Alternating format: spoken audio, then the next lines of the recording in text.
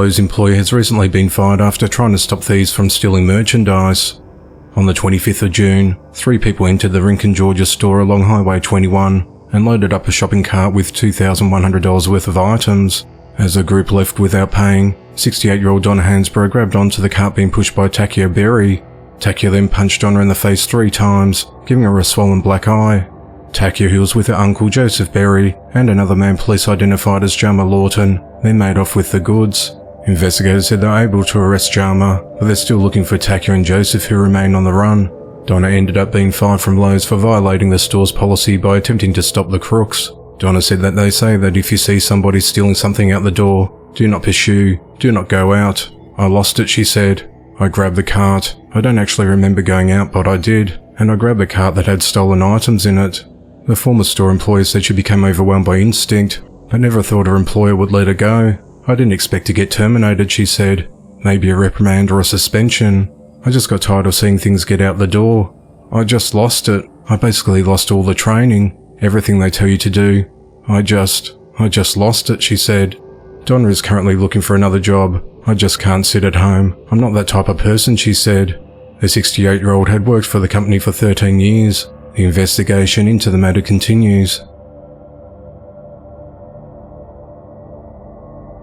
A sex offender who was released from prison cut off his ankle monitor the next day before being found overdosing on drugs. 29-year-old Albert Gardner served a 9.5-year sentence for assaulting a minor before he was paroled and placed on supervised release on the 7th of July. At just before 2 a.m. on Saturday the 8th of July, a parole officer noticed that Albert's GPS tracker had been at a 7-Eleven gas station at 765 South Broad Street in Brooksville, Florida for an unusual amount of time, triggering a search for Albert. When deputies arrived at the convenience store, they found Albert's ankle monitor in a trash can, but there was no sign of Albert. Shortly after finding the tracker, a call came in about an overdose at an apartment less than a mile down the road at 635 West Fort Dade Avenue. Deputies responded to the scene and found that the person overdosing was Albert. His sister said that he had taken an unknown narcotic. Deputies gave Albert some Narcan, reversing the overdose. Albert was transported to Bravura Health, Brooksville by ambulance, where he was medically cleared. Albert was arrested and charged with violating parole and tampering with an electronic monitoring device. He's held at the Hernando County Detention Center without bond. 39-year-old Jacob Scheck is behind bars for the stabbing and beating death of his 72-year-old father, Frederick Scheck. In the early morning hours of Wednesday the 19th of July, authorities responded to a home at 5038 Holiday Road in Minnetonka, Minnesota, after a resident of the home's lower level reported an unresponsive man. When officers arrived, they encountered both the woman who called and Jacob, who was only wearing gym shorts with blood on his hands and right foot. As officers made their way to the kitchen, they said they found Frederick dead on the floor, with multiple blunt force trauma injuries to his face, head and neck, as well as lacerations.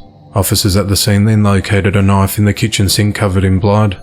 When the woman was interviewed, she told the investigators that she had seen the 2 men earlier that evening, with Jacob drinking alcohol and giving his father a hard time, while the elder man worked on the pool. The woman then told investigators that she went to bed at around 8:30 p.m. and heard a loud crash on the upper level of the home, which sounded like someone stomping. She said that Frederick's wife called her several times, asking if she heard from either Frederick or Jacob, because they weren't answering their phones.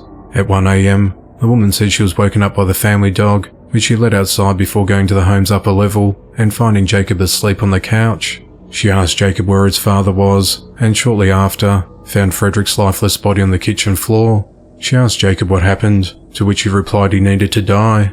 Jacob told her, "I was going to give him crab legs, and then he just needs to die. And Mum knows he needs to die, and I would have just let Mum handle it."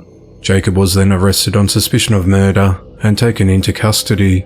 After performing an autopsy, the Hennepin County medical examiner determined Frederick's cause of death was a result of blunt force injuries, including multiple fractures to his skull, face, neck and ribs. He also suffered cuts to his head and neck and had blood in his lungs.